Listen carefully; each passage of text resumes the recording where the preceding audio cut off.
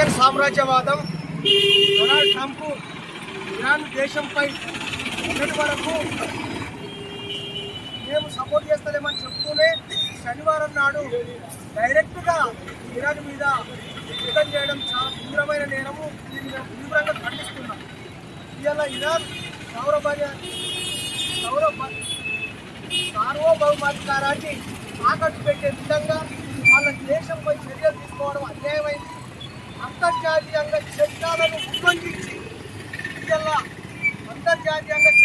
ఉల్లంఘించి అమెరికన్ సామ్రాజ్యవాదం విర్రవీగుతూ దేశాల పైన యుద్ధం చేస్తూ ఉంది. ఆ యుద్ధాన్ని వెంటనే ఆపాలని చెప్పేసి వామపక్ష పార్టీల ఆధ్వర్యంలో మేము డిమాండ్ చేస్తున్నాం.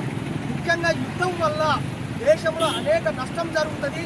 ఆయుధ నిల్వలు కానీ, ధరలు కానీ, ఆకలి కానీ, నిరుద్యోగం కానీ విపరీతంగా పెరుగుతుంది. కాబట్టి వెంటనే ఈ యుద్ధాన్ని ఆపి శాంతి కోరుకోవాలని చెప్పేసి ప్రపంచ దేశాలకు కూడా అసలు వినకుండా ఏకపోతు గాంభీర్యంగా వ్యవహరిస్తూ ప్రపంచ పెద్దనగా, ప్రపంచ పోలీసుగా తుపాకులు అమ్ముకోవడానికి, ఆయుధాలు అమ్ముకోవడానికి ఇవాళ అన్ని దేశాలపై వెనుకాడకుండా యుద్ధం చేయడాన్ని అమెరికా ట్రంప్ చేస్తూ ఉన్నాడు.